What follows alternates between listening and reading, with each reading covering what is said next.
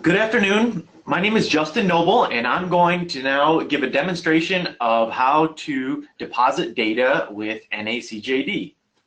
So, as you can see right now, this is the NACJD homepage. To get to the deposit system, what you want to do is go to Share Data, which is in the top bar here. And then from here, we want to go to OJJDP Data Deposits. On this page, there are some additional information that was already referenced in the PowerPoint presentation, including a guide to social science data preparation and archiving and some data collection preparation tips. And below this section of the data preparation tips is the link to the deposit form for OJJDP awardees. By clicking on this form, you will be presented with a Create Project dialog box. In this case, you will see that the archive auto-filled as the NACJD_OJJDP, so the Office of Juvenile Justice and Delinquency Prevention archive.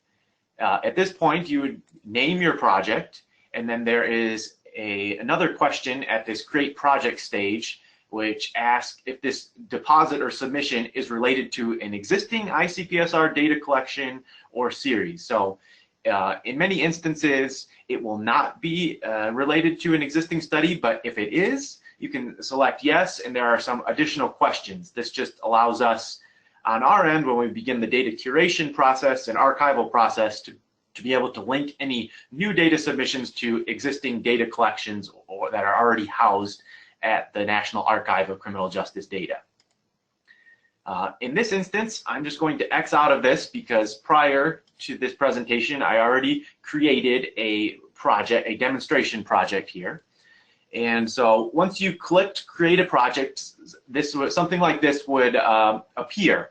In this case, I've already uploaded some files into my workspace, and I named this project the OJJDP Sample Deposit 2018.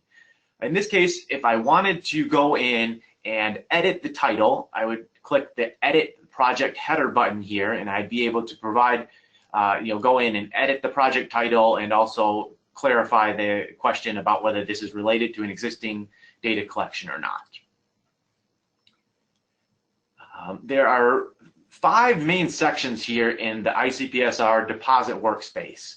We started using this workspace in June of last year, and the goal of this workspace is to allow users flexibility in how they submit data to us. So flexibility in that all the files do not have to be uploaded and submitted at one time through an online form, through a static form, but instead it's this interactive workspace where you can upload some files, add some metadata one day, and then come back the next day and continue to work on that project incrementally.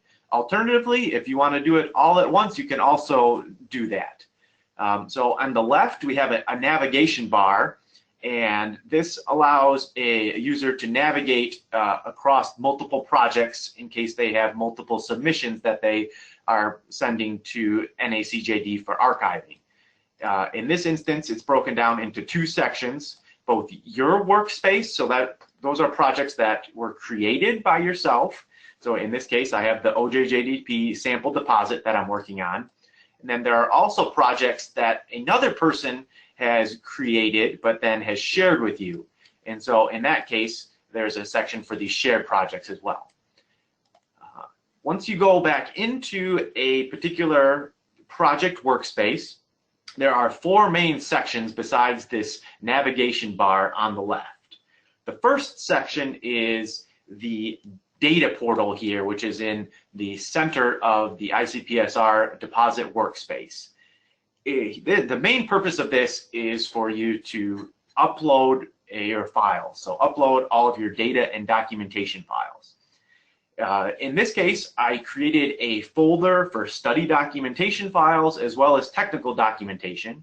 And within these folders, I uploaded files. So in the study documentation folder, I have uploaded sample files here, including IRB documentation, informed consent, a draft copy of the final report, a user guide, archiving plan, and the privacy certificate. all things that were outlined by Chelsea in the presentation earlier. At the top of the page here, there's breadcrumbs, and that allows you to navigate back to the main project workspace. So right now, I'm in the study documentation folder, and I can easily navigate back up to the main project level. In here, I also have a technical documentation folder, and then I have a listing of the bibliography of related publications and a sample data set here I uploaded to the main folder. If I wanted to create another folder here, it's very easy to do. You just click the Create Folder button, a pop-up is presented, and you just name that folder, and then you can navigate into that folder and upload additional files. And within a folder, you can also create subfolders. So there's a lot of flexibility in how you want to present and organize your data and documentation, and make it easier for secondary users to understand and easier for NACJD curation staff to understand. There are two ways to upload files. One mechanism is through the Upload Files button, and by clicking that, you're then presented with the ability to either drag and drop files, or by clicking the Add Files button, that will take you to a Windows Explorer type functionality. The other way of uploading files is by using the Import from Zip option. And what this option is good for is if you have a complex structure already created for your data collection, which involves numerous folders and subfolders, what you can do is upload a single zip file from your local computer, which includes all of those folders and files and nested information, and you can upload that single zip file through the Import from Zip functionality, and what will happen is that folder structure will be maintained and uploaded into the deposit workspace. So the structure within the NACJD deposit workspace will mirror the structure that you had on your local machine. In addition to the data panel here where you upload your files, the next important step of completing a submission to NACJD for archiving is to describe those files by completing metadata for the project. And so what I mean by metadata there are 4 sections of information that we ask you to complete in order to describe your project.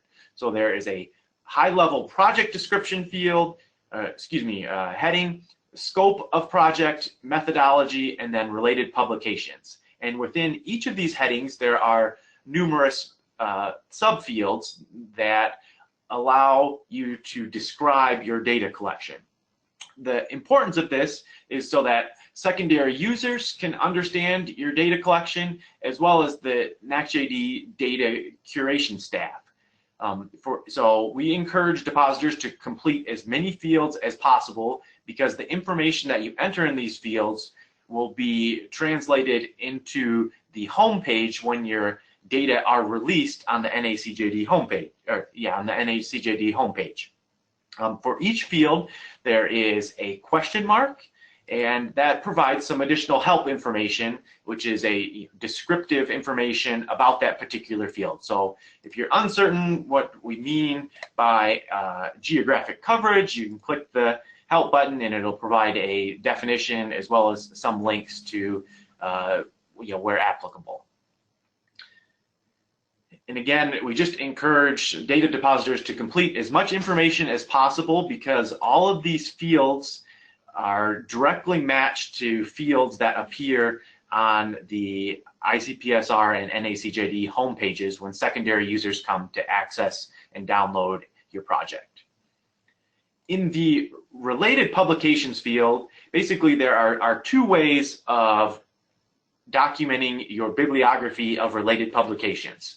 One option, which I demonstrated above, is to just upload a bibliography of related publications. So this could be a PDF document or a Word document, and in that it just references the final report and any other publications that you have produced based upon the data.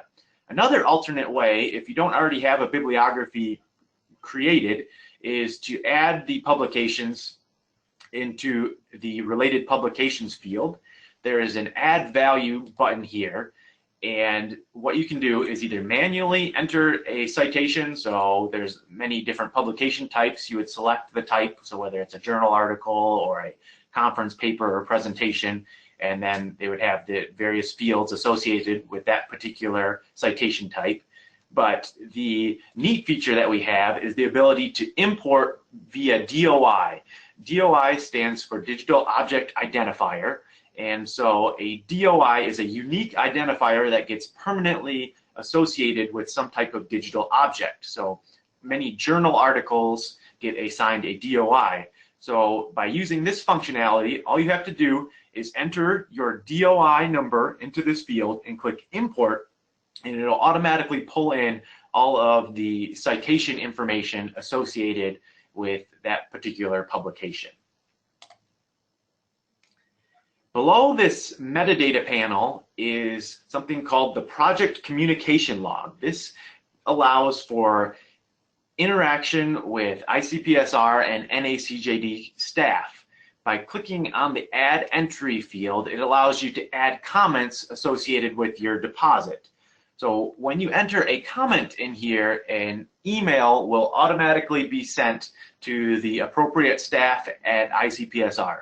So if you have a question about a particular requirement, or if you're not sure about if you're having difficulties using the form, or you can enter that in here, and this will generate an email that again will go to NACJD staff, and we'll be able to reply to you within this project communication log that appears at the bottom of the deposit workspace. Alternatively, you can also contact us via phone or email. The advantage of using the project communication log here is that any correspondence will be permanently associated with the files that you are uploading. So if you have questions about how to redact certain information and protect the confidentiality of the subjects in your data, and we have some interactions about this here, it's great to have that permanently associated with your submission by including it in the project communication log. In addition to the project communication log, another key component of the deposit system is the actions panel over here, which is on the right bar. The two main actions that you have on this are to submit the data to ICPSR and to also share the project. So one advantage of this ICPSR workspace is that it allows for collaboration amongst research staff and collaboration amongst PIs. So for example, a use case would be that a research staff are going to upload all of the data and documentation and describe those files, but then the PI wants to review everything that's been uploaded prior to submitting it to ICPSR. The first research staff member who uploaded all the files would do that, and then he or she would click the share project button, enter the email address of their colleague or collaborator, and assign the appropriate permission levels that they want to give that person, and click the share button. That will initiate an email to that person and give them access to the workspace, whereby depending on the level of access that they are given, he or she will be able to submit the project as well as upload additional files and edit metadata.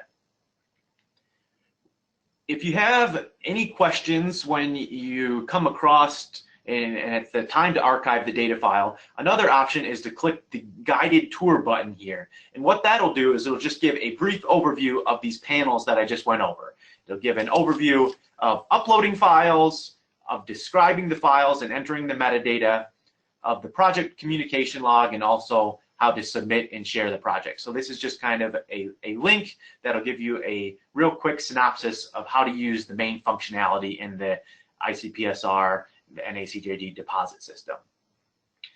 But once all the files have been uploaded and described and you're ready to submit the files to ICPSR, you click the Submit to ICPSR button. This in turn takes you to a review data page. On this page, you'll be able to see all of the files that have been uploaded, as well as all of the metadata fields that have been entered for that particular study.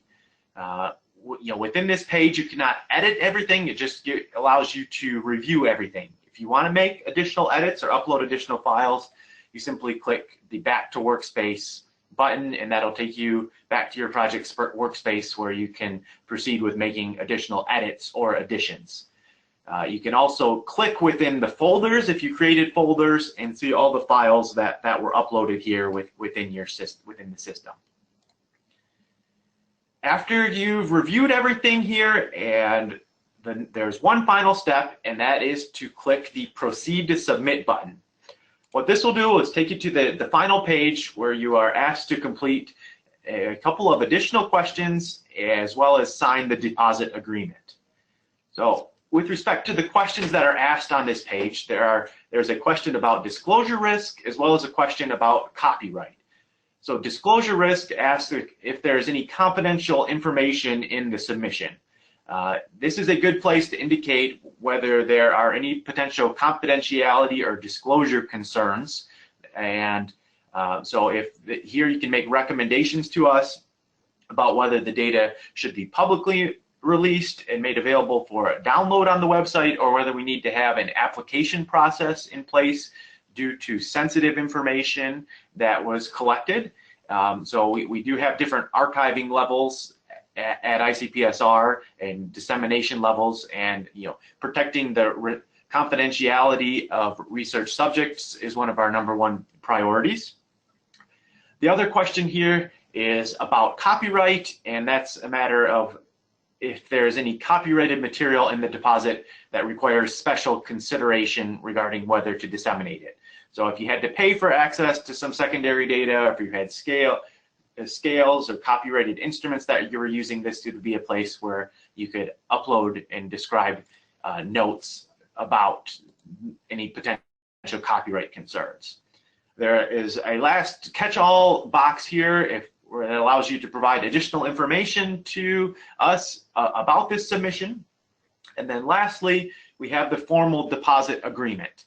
For us to proceed with archiving, curating, and disseminating these data, we do require an electronic signature, and that involves attesting to this particular statement.